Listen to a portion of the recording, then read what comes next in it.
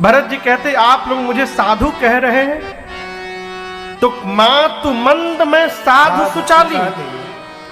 यदि कैकई मति मंद है तो कैकई का बेटा साधु कैसे हो गया? और यदि भरत साधु है तो इस साधु को जन्म देने वाली कैकई राम विरोधी कैसे हो गए? फरई की कोदो बाली सुसाली। कोदो जानते हैं? कोदो कोदो कोदो एक प्रकार का चावल जैसा होता है। भरत जी कहते हैं क्या धान के पौधे पर कोदो की बाली लग सकती है क्या? कदापि नहीं। काले रंग के घोघी से सफेद रंग का मोती निकल सकता है क्या? कदापि नहीं। यदि मोती सफेद है तो वो घोघी काले रंग की नहीं हो सकती है। यदि बाली धान का है तो वो पौधा कोदो का नहीं हो सकता है। और यदि भरत साधु है तो साधु को जन्म देने वाली मेरी मां असाधु नहीं हो सकती है। भरत जी ने मां का बचाव किया। राम जी भरत जी को गले लगा लिए, कहे भैया संसार के जितने पुण्यशाली जीव हैं सब आपके चरण के नीचे हैं। रही बात मेरी मां की, तो मेरी मां कैकई को वही दोष देगा जिसने अपने जीवन में कभी श्रेष्ठ की सेवा न की हो। दोष दे जननी ही जड़ते, जे गुर मातु सभा नहीं से।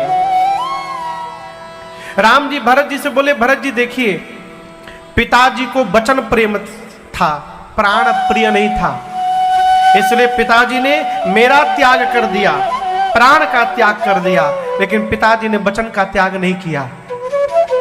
यही जानकर कि पिताजी को वचन प्रिय है, एक वचन मान करके मैं वन में आ गया यहां पर।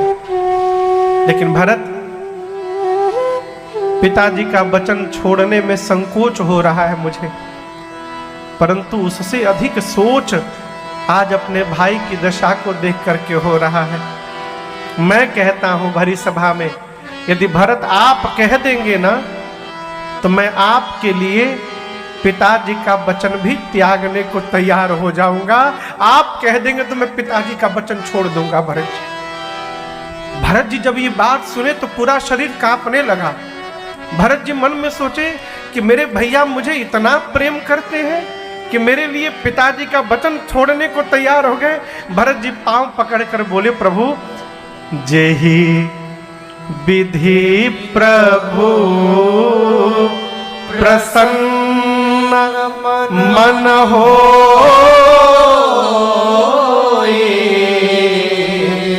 करुणा सागर कीजिए सो।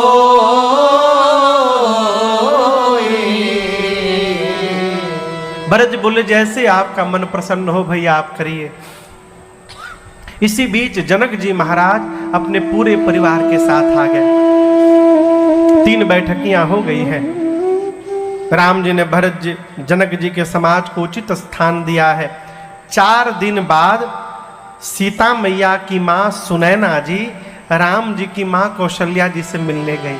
रात में जब मिलने गई तो कौशल्या जी ने सुनैना जी से मालूम है क्या कहा? कौशल्या जी बोली बहन मुझे राम की चिंता नहीं है। राम की मां कौन है? जोर से कहिए। कौशल्या राम की मां कह रही है कि बहन मुझे राम की चिंता नहीं है, मुझे अपने पुत्र भरत की चिंता है। मैं तो आपसे यही कहूंगी कि आप जनक जी से कहिए ना कि जनक जी राम जी से कुछ ऐसा कहे कि राम लक्ष्मण को छोड़ करके अब भरत को अपने साथ में रख ले। मोहि मोरे सोच भरत कर भारी। सीता जी को सुनैना जी ले गई। सीता जी पूरे अपने मैके पक्ष में पिताजी से अपने घर वालों से मिल करके रात में आई है। रात में सुनैना जी ने जनक जी से कहा कि कौशल्या जी ऐसा ऐसा कह रही थी कि राम जी लक्ष्मण को छोड़ के भरत को साथ में रख ले। जनक जी ने कहा आप चिंता न करिए, भरत वही करेंगे जो उनके भैया राम कहेंगे। अगला दिन हुआ। अब अगले दिन आप दर्शन करिए, कोई निर्णय नहीं ले रहा। जनक जी से बोले सब एक दूसरे पे टाल रहे हैं कि आप लोग निर्णय लीजिए। आज ये चौथी बैठकी है, कोई निर्णय नहीं लिया। तो अंत में भरत जी खड़े हुए और खड़े होकर राम जी से बोलते, भैया मैं बताऊं कि मैं क्या चाहता हूं। राम जी बोले बताओ। भरत जी बोलते हैं, जहां नाथ रख दोगे वहीं मैं रहूंगा, जहां ले चलोगे वहीं मैं चलूंगा, जहाँ ले चलोगे वहीं मैं चलूँगा, जहां नाथ रख दोगे, जहाँ नाथ रख दोगे वहीं मैं रहूंगा, जहाँ ले चलोगे वहीं मैं चलूँगा।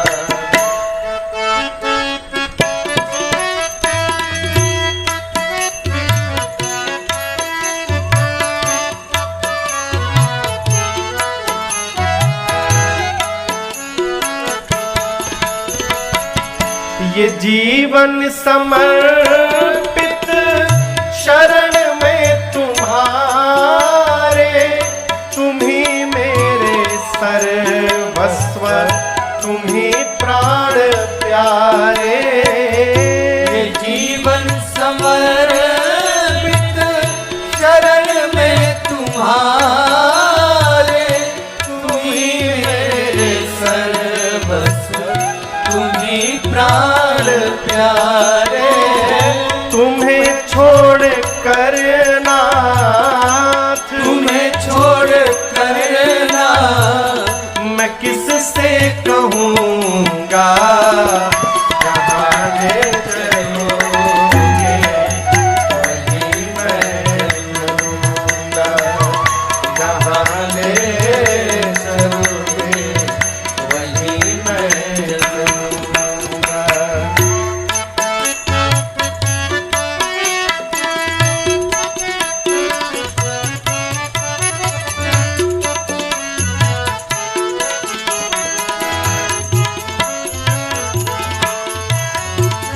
न कोई उलहना ना कोई अर्जी, कर लो करा लो तुम्हारी जो मर्जी। न कोई उलहना ना कोई अर्जी, कर लो करा लो तुम्हारी जो मर्जी। कहना भी होगा तो, कहना भी होगा तो तुम्ही से कहूँगा, जहाँ ले चलोगे वहीं मैं चलूँगा, जहाँ ले चलोगे वहीं मैं चलूँगा।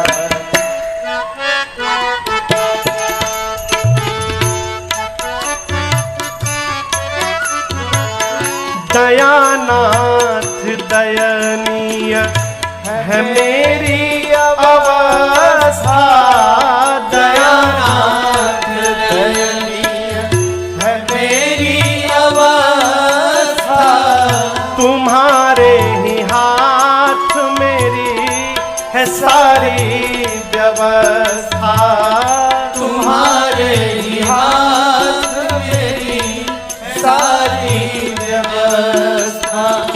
सहाओगे नाथ जो भी, सहाओगे नाथ जो भी खुशी से सहूँगा, जहाँ ले चलोगे वहीं मैं चलूँगा, जहाँ ले चलोगे वहीं मैं चलूँगा। जहाँ नाथ रख दोगे, जहाँ नाथ रख दोगे वहीं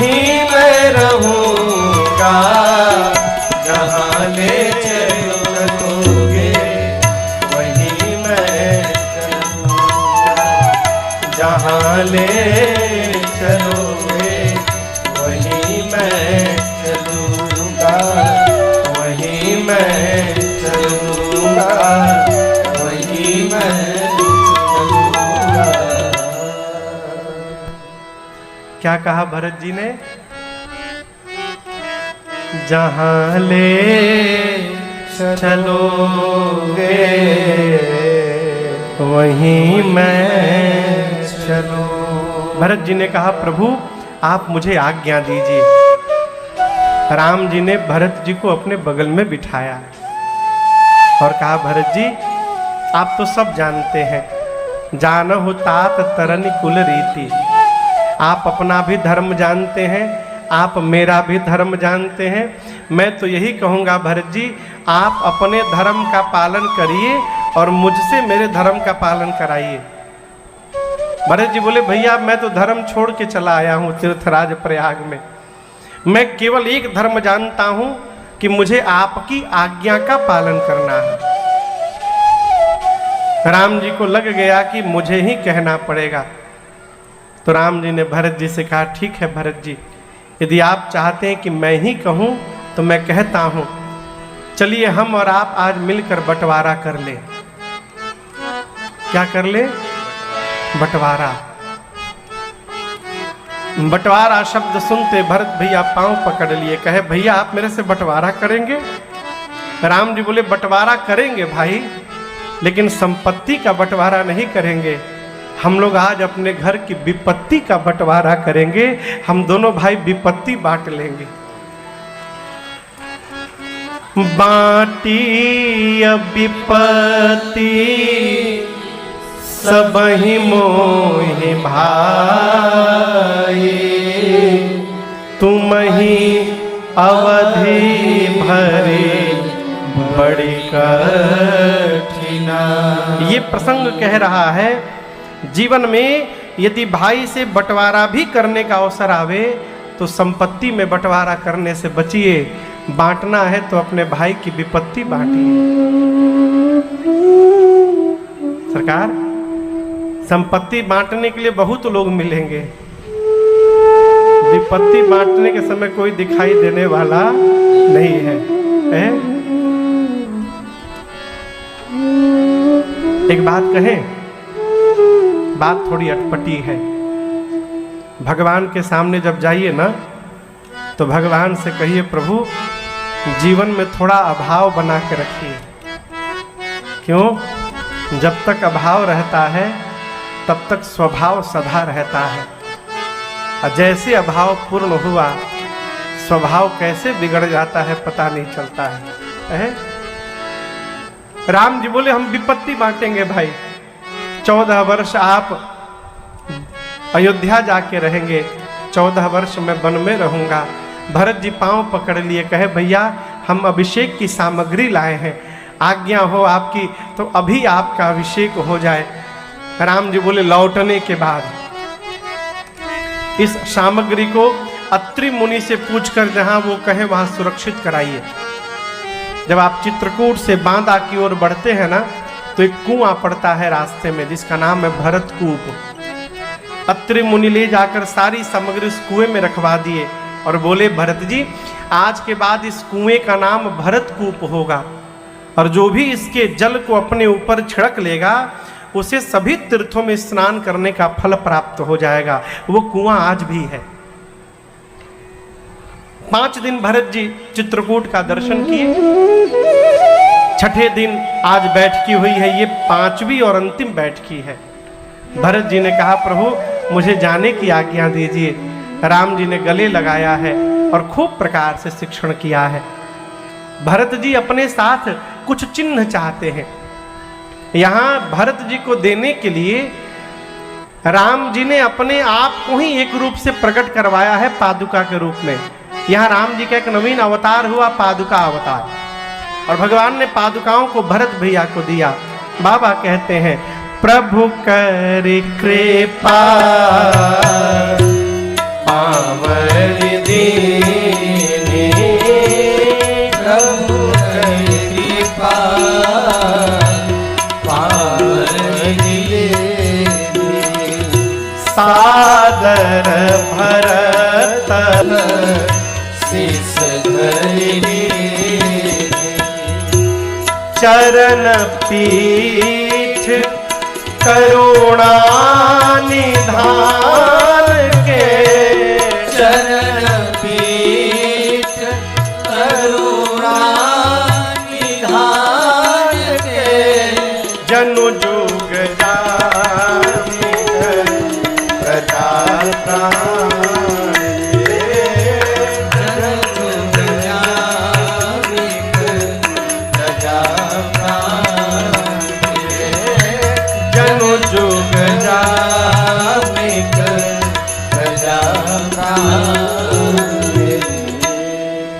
प्रभु ने पादुकाओं को दिया, भरत भैया ने पादुकाओं को सिर पर धारण किया है।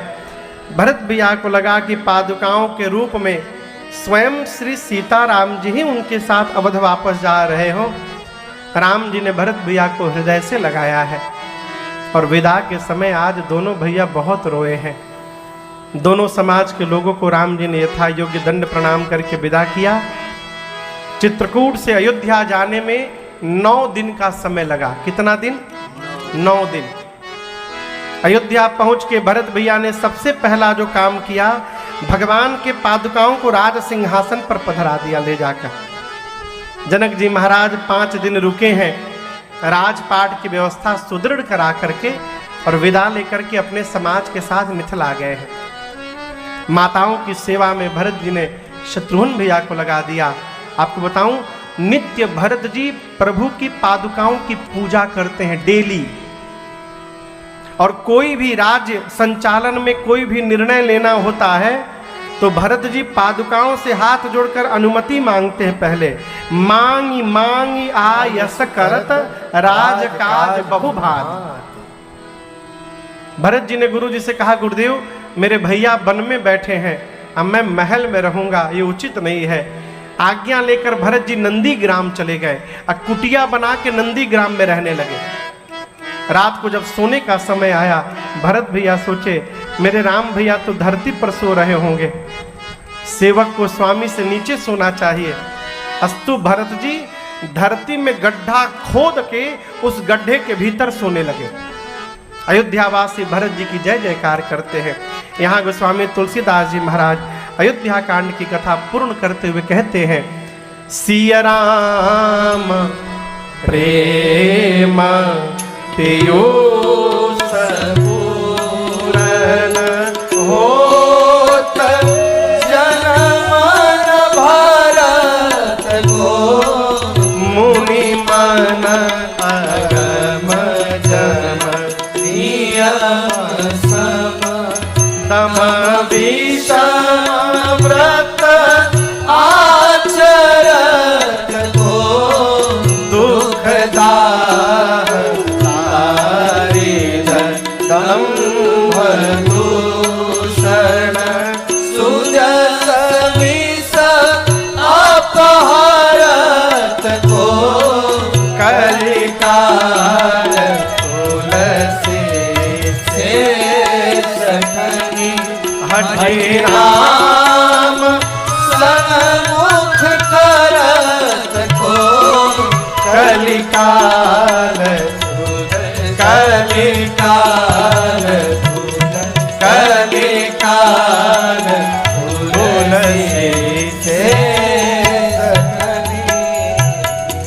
गोस्वामी जी कहते हैं भरत जी एक पात्र हैं जिसमें श्री सीताराम जी का अमृत भरा हुआ है।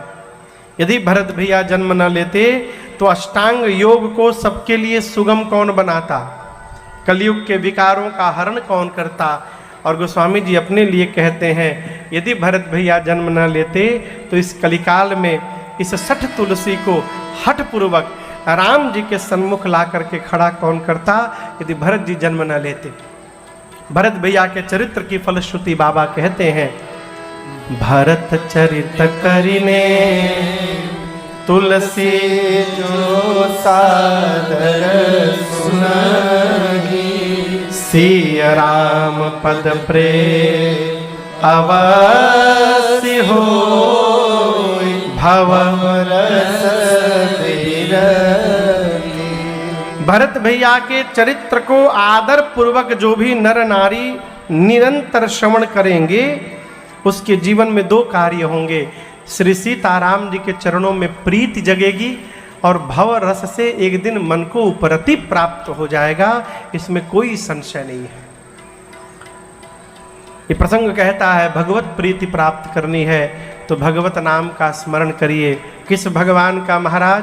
जिस भगवान के प्रति आपकी प्रीति हो, जो आपको अच्छे लगे। हमारे पूज्य महाराज ऋषि कहते हैं, राम चरण चित लाई रे भजो राधे गोविंदा। राम चरण चित लाई रे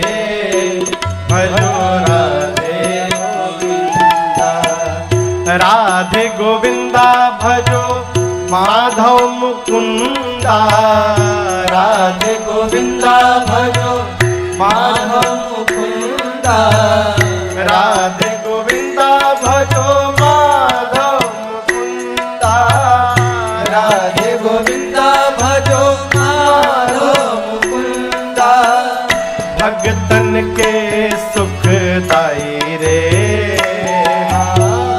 भगतन के सुखदाई रे, भजो राधे गोविंदा, राम चरण चितलाई रे, भजो राधे गोविंदा।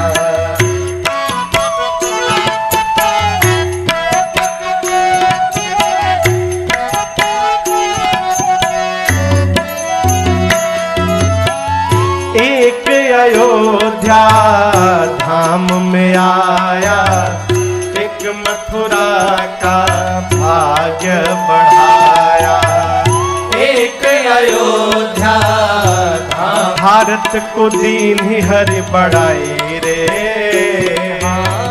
भारत को दीन हरि पढ़ाई रे, भजो राधे गोविंदा, राम चरण चितलाई रे, भजो राधे गोविंदा, राम चरण चितलाई रे, भजो राधे गोविंदा।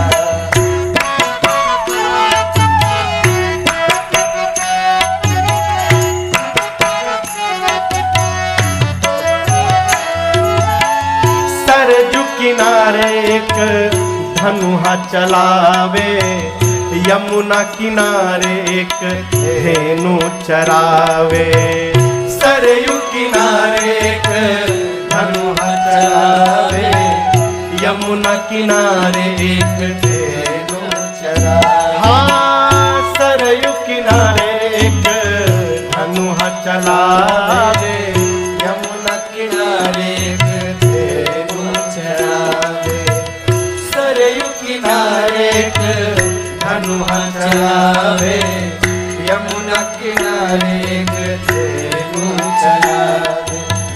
दोनों जगत के साईं रे, हाँ दोनों जगत के साईं रे, इसलिए भजो राधे गोविंदा, राम चरण चितलाई रे, भजो राधे गोविंदा, राम चरण चितलाई रे, भजो राधे गोविंदा।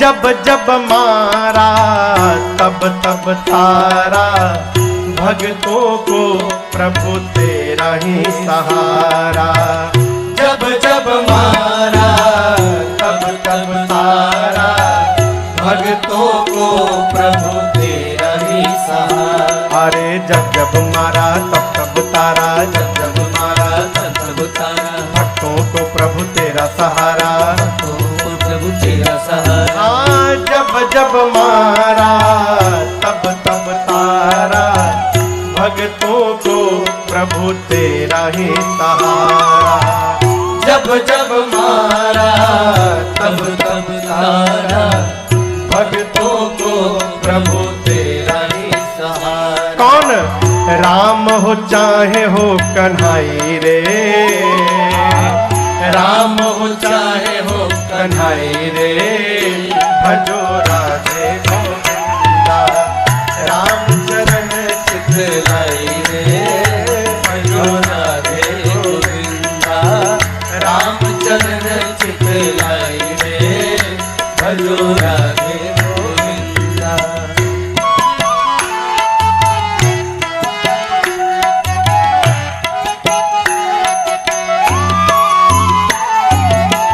जो जन गावे सब कुछ पावे, अंत समय प्रभु धाम को जावे। जो जन गावे सब कुछ पावे, अंत समय प्रभु धाम को जावे। हरे जो जन गावे सब कुछ पावे, जो जन गावे सब कुछ पावे, अंत समय हरि धाम को जावे, अंत समय हरि धाम को जावे। हाँ, जो जन गावे सब कुछ पावे, अंत समय हरि धाम को जावे। जो जन गावे सब कुछ पावे, अंत समय हरि धाम को जावे। इसलिए मैंने भी नेह लगाई रे, हाँ मैंने भी नेह लगाई रे, भजो राधे गोविंदा, रामचरण चित लाई रे, भजो राधे गोविंदा। राधे गोविंदा भजो माधव मुकुंदा, राधे गोविंदा भजो माधव मुकुंदा, राधे गोविंदा भजो माधव मुकुंदा, राधे गोविंदा भजो माधव मुकुंदा। भगतन के सुखदाई रे, भगतन के सुखदाई रे, भजो राधे गोविंदा, भगतन के सुखदाई रे, भजो राधे गोविंदा। रामचरण चित लाई रे, भजो राधे गोविंदा, भजो राधे गोविंदा, भजो राधे गोविंदा।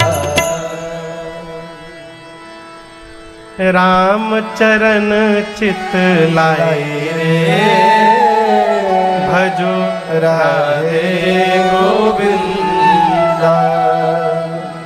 आगे का प्रसंग श्री अरण्य कांड में प्रवेश करता है, मानस का तृतीय कांड। अरण्य कांड के प्रारंभ में घटना घटी। क्या घटी?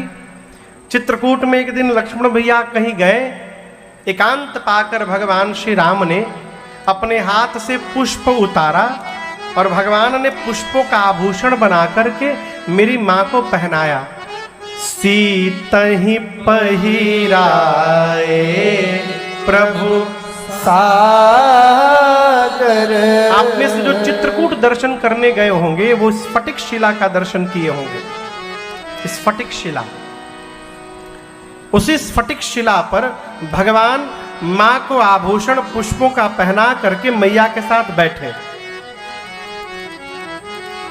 ये पूरा दृश्य देवता आकाश से देख रहे थे और उस भीड़ में देवताओं के राजा इंद्र का एक बेटा है जिसका नाम है जयंत, वो भी खड़ा था। जयंत ने भगवान को श्रृंगार करते देखा मैया का। जयंत बोला ये भगवान नहीं होंगे, कहीं भगवान पत्नी सजाते हैं, ये तो अपनी पत्नी को सजा रहे, भगवान नहीं है, मैं पता करूंगा इनके भुजाओं में कितना बल है। अब मूर्ख जयंत कौआ बन के नीचे आया धरती पर। क्या बन के आया? कौआ। कौआ। और आया ही नहीं, आकर सीता चरण चूचहती भागा, मूढ़ मंदमति कारण। आकर मूर्ख ने मेरी मां के पांव में चोंच से मार दिया। रक्त की धारा जब निकली पांव से, मेरी मां समझ गई जयंत ने मारा है। समझने को राम जी भी समझ गए, किसने मारा, कैसे मारा, क्यों मारा, कब मारा। भगवान मन में बोले ये मूर्ख मेरा बल देखने आया है। भगवान राम कुशा की चटाई पर बैठे थे। किसकी चटाई पर? कुशा देखे आप लोग? कौन कौन कुशा देखा है? अच्छा ठीक है, अच्छी बात। हाँ। कुशा का अगला भाग बहुत नुकीला होता है, बहुत नुकीला, पॉइंटेड होता है। राम जी कुशा की चटाई से दो कुशा निकाले, एक कुशा को झुका करके धनुष बनाए और दूसरे कुशा को ब्रह्मास्त्र के मंत्र से अभिमंत्रित करके और राम जी ने जयंत के पीछे छोड़ दिया। वहां बगल में राम जी का असली धनुष बाण भी रखा हुआ है, लेकिन राम जी असली बाण नहीं चलाए। क्यों नहीं चलाए? भगवान कहना चाहते हैं कौवा बन के आया है तो कौवा को मारने के लिए कुशा बहुत है। और आज इस मूर्ख को पता चलेगा, ये मेरा बल देखने आया है ना, आज इसको पता चलेगा कि जो राम कुशा को भी ब्रह्मास्त्र बनाने की शक्ति रखते हैं, उन राम के भुजाओं में कितना बल है आज इसको पता चलेगा। भगवान ने जैसे कुशा का ब्रह्मास्त्र छोड़ा जयंत के पीछे, प्रेरित मंत्र ब्रह्म सर धावा, चला भांजी डर गया जयंत देखकर ब्रह्मास्त्र, भगा वहां से, अपना असली रूप धारण करके गया अपने पिताजी के पास, इंद्र के पास। इंद्र पूछा इतनी जोर जोर से सांस क्यों ले रहा है? तो बोला पिताजी बचा लीजिए, पीछे ब्रह्मास्त्र पड़ा हुआ है। इंद्र बोले क्या कर दिया तूने? जयंत ने पूरी बात बताई। इंद्र ने धक्का मार करके मेन गेट बंद किया, कहा जाओ मरो तुम, भगो यहां से। पिताजी भगा दिए। अब दौड़े दौड़े गया ब्रह्मा जी के पास ब्रह्मलोक, कहा ब्रह्मा जी बचाइए। ब्रह्मा जी बोले क्या किया तूने? जयंत ने पूरी बात बताई। ब्रह्मा जी बोले राम जी तो एक ब्रह्मास्त्र छोड़े हैं, जल्दी यहां से भागो नहीं तो दूसरा मैं छोड़ूंगा। अब भगा वहां से, अब कहां जाए? कैलाश की याद आई बाबा की, बाहर से हर हर महादेव हर हर महादेव। शंकर जी को पहले पता चल गया था ये क्या किया है। बाबा त्रिशूल लेके बैठे थे, कहे आओ आओ तुम्ही को ढूंढ रहा हूं, आओ इधर आओ। देखा त्रिशूल, भगा। 3 लोक 14 भुवन जयंत भागा। परंतु जानते हैं काहू न बैठन कहा नोहे, किसी ने जयंत को बैठने के लिए भी नहीं कहा। भग रहा है, दौड़ रहा है। और दर्शन करिए, जब जगत वाले अपनी आंखें फेर लेते हैं तब हमारे पर किसी न किसी संत की दृष्टि पड़ जाती है। और वही जयंत के साथ हुआ। नारद देखा विकल जयंता। नारद जी बोले अरे जयंत तू कहां भाग रहा है, रुको 2 मिनट। बोला नारद जी रोकिए मत, पीछे ब्रह्मास्त्र पड़ा है, जैसे रुकूंगा मर जाऊंगा। नारद जी बोले तुमने किया क्या कि ब्रह्मास्त्र दौड़ा रहा है? जयंत ने अपनी पूरी बात बताई और कहा नारद जी आज किसी ने मुझे बिठाया तक नहीं। नारद जी बोले जयंत जगत वाले मारते हैं तो राम जी बचा लेते हैं, तुमको तो राम जी ने मार दिया है, कौन बचाने वाला मिलेगा? हम एक बात कहें तुमसे, ये जो ब्रह्मास्त्र है ना बेटा, ये तुमको मारने नहीं आया है। जयंत पूछा हमारे पीछे पड़ा है कि आपके पीछे पड़ा है? कितना मैं भागा हूं मैं जानता हूं, आप कह रहे मारने नहीं आया है। नारद जी बोले मारना होता तो कब का मार दिया होता, तुमको पता ही नहीं चल रहा है। जब जब तुम रुकते हो तुम्हारे पीछे ये भी रुक जाता है। पीछे देखो एक बार। जयंत बोले तो खड़ा है, यदि इसको मारना नहीं तो हमको दौड़ा क्यों रहा है तब से? नारद जी बोले तुमसे वो कुछ कहना चाहता है कि जयंत कहीं भी भागोगे मुझसे बच नहीं पाओगे। यदि बचना चाहते हो तो जिन राम जी ने मुझे तुम्हारे पीछे छोड़ा है उन्हीं के शरण में वापस लौट के चलो, मैं तुम्हारा बाल बांका नहीं करूंगा, कुछ नहीं बिगाड़ूंगा। ये तुमको मारने नहीं आया, तुमको वापस बुला कर ले जाने आया है। दौड़ो वापस राम जी के पास जाओ। पठवा तुरत राम पहिताई। गया जयंत दूर से ही, त्राहि त्राहि दयाल रघुराई, त्राहि माम त्राहि माम त्राहि माम। रोते हुए जयंत आया। भगवान बोले अरे फिर आ गया, फिर आ गया तू। अच्छा ये बताओ तुमने सीता को क्यों मारा? बोला प्रभु आपका प्रभाव देखना था मुझे। राम जी बोले प्रभाव देखने आए थे तो भागे क्यों? जयंत बोला प्रभु प्रभाव का पता पास में नहीं चलता, प्रभाव का पता दूर जाके चलता है, इसलिए मैं मार के दूर चला गया। राम जी बोले कितनी दूर तक दिखाई पड़ा? जयंत बोला 3 लोक 14 भुवन दिखाई पड़ा प्रभु, जहां जहां गया आपका प्रभाव दिखाई पड़ा। राम जी बोले प्रभाव देखने आए थे, प्रभाव दिखाई पड़ गया, अब क्यों आए हो?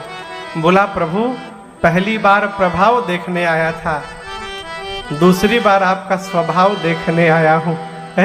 मुझे पता चला है कितना भी बड़ा अपराध क्यों ना हो जाए, आपके पास आने से आप क्षमा कर सकते हैं, क्षमा कर देते हैं।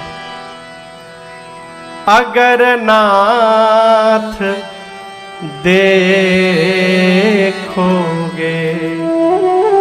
देखोगे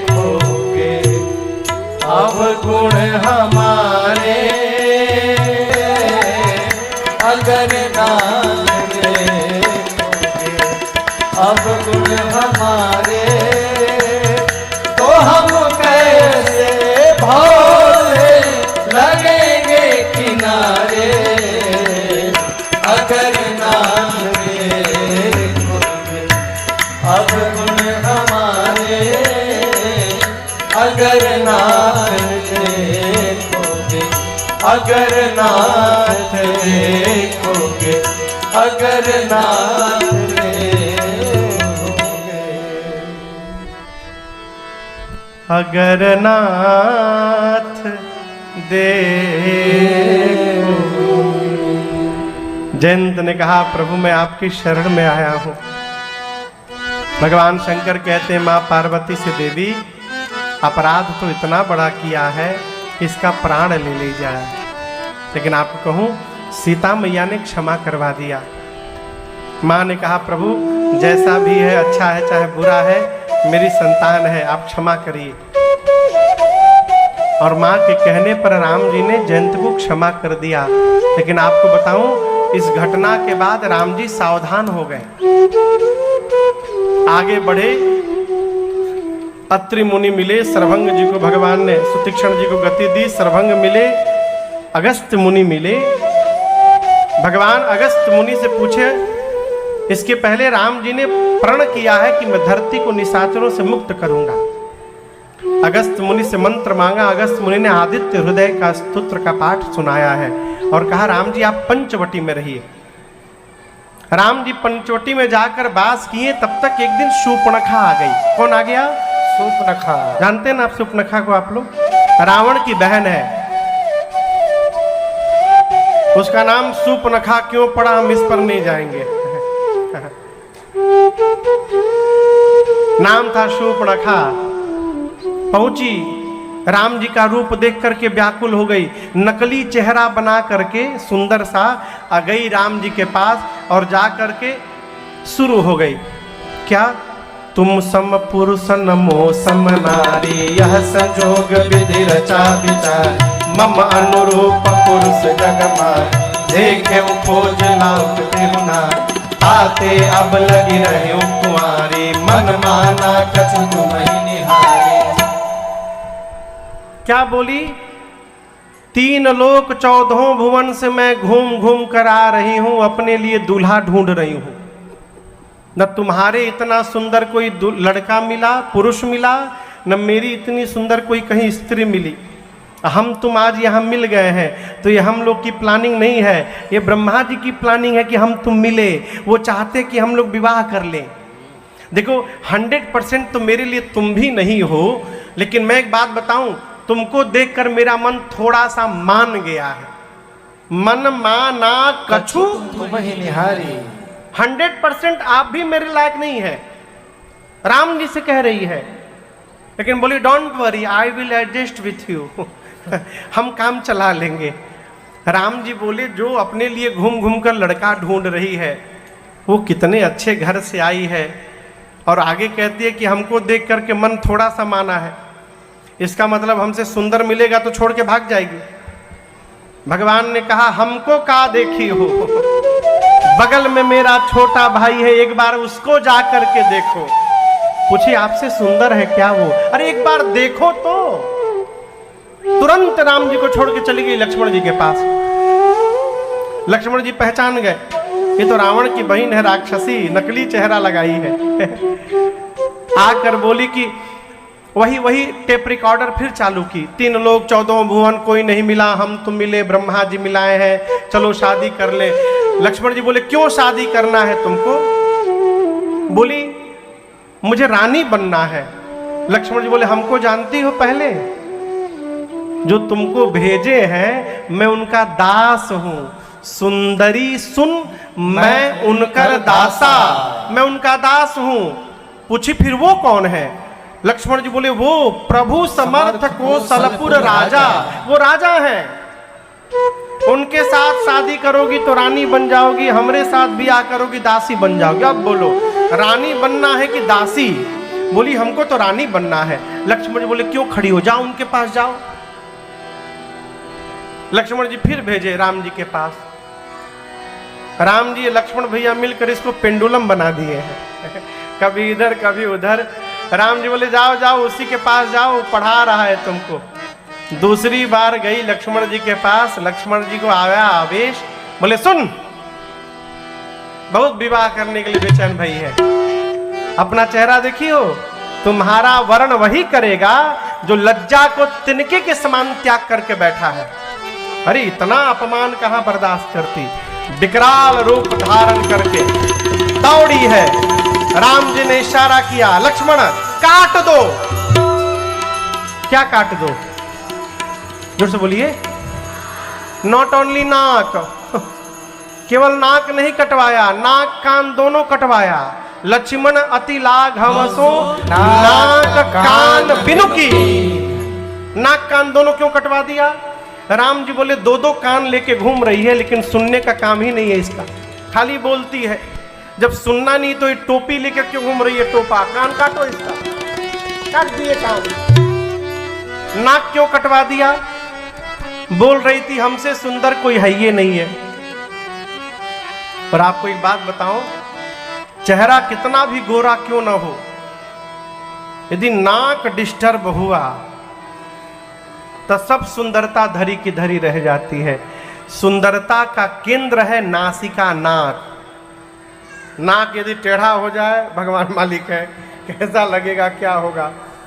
आज भी हमारे यहाँ पूर्वांचल में कहते हैं, कोई किसी बेटी को देख करके आता है लड़की को, तो घर वाले पूछते हैं और बताओ लड़की का नाक नक्शा सब ठीक है ना? किसका नक्शा पूछा जाता है? गाल नक्शा नहीं पूछते, कान नक्शा नहीं पूछते, किसका पूछते? नाक नक्शा। यानी नाक का डिजाइन ठीक है ना? सुंदरता का मूल है नाक। राम जी बोले बहुत कह रही थी मेरे से सुंदर कोई नहीं है, काटो इसका नाक। लक्ष्मण जी नाक कान दोनों काट के उसके हाथ पे रख दिए, कहे मिला लो बराबर है कि नहीं, 2 ठे कान 1 ठे नाक है ना? ले जाकर अपने भाई रावण को कहना कि लक्ष्मण ने चुनौती भेज दी है। गई खरदूषण के पास, खरदूषण आए, राम जी ने ऐसी माया रची है आपस में ही लड़के सब मर गए। अब गई रावण के पास जाकर लगी चिल्लाने, करसिपान सो बस दिन राती, सुधि नहीं तब सिर पर आराती। दिन रात तुम मदिरा पीकर सोते हो रावण, तुमको पता नहीं तुम्हारा शत्रु तुम्हारे सिर पे नाच रहा है। रावण बोला ये प्रवचन बाद में देना, नाक कान कहां कटवा के चली आई तुम? बोली 2 वीर आए हैं राम लक्ष्मण, राम के कहने पर लक्ष्मण ने काटा है, उनके साथ एक बड़ी सुंदर स्त्री है। रावण ने कहा मेरे पास क्यों आई? खरदूषण के पास जाना चाहिए था। बोली गई थी, दोनों मर गए। रावण सुना खरदूषण मर गए, अब दर्शन करिए। रावण गया कमरे में अपने, दरवाजा द्वार बंद करके और सोचने लगा, खरदूषण मोहि सम बलवंता,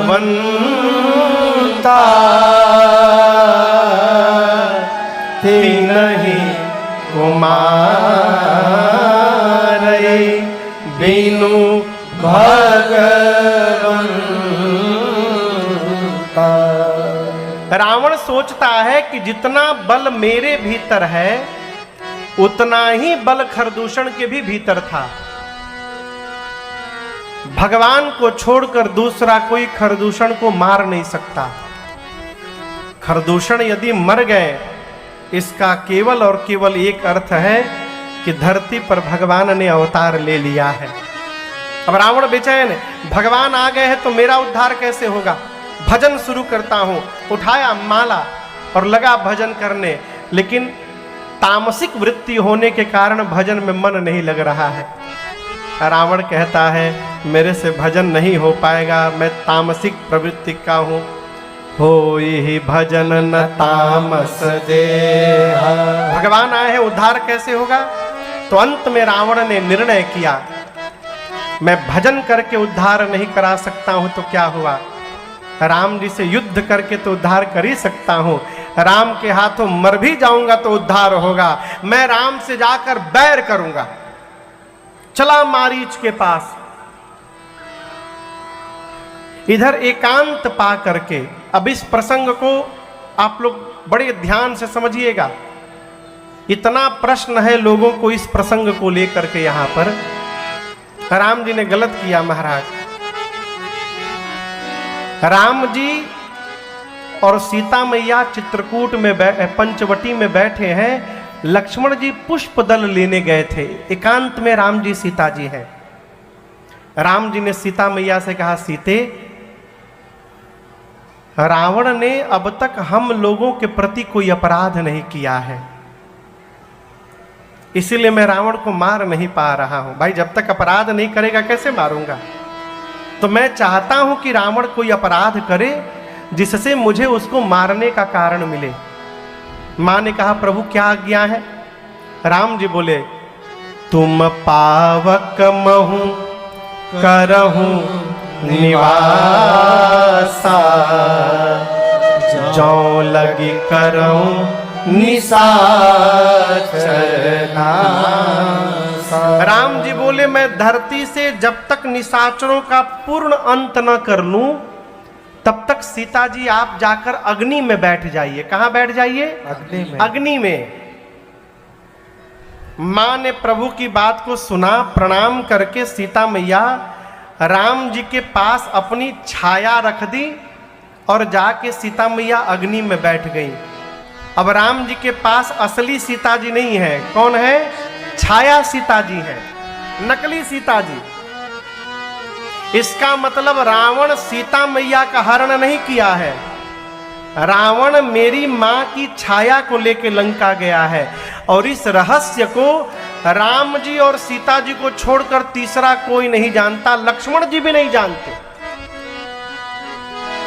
और जब भगवान ने रावण को मार दिया, सारे निशाचर समाप्त हो गए, उसके बाद अग्नि परीक्षण भया।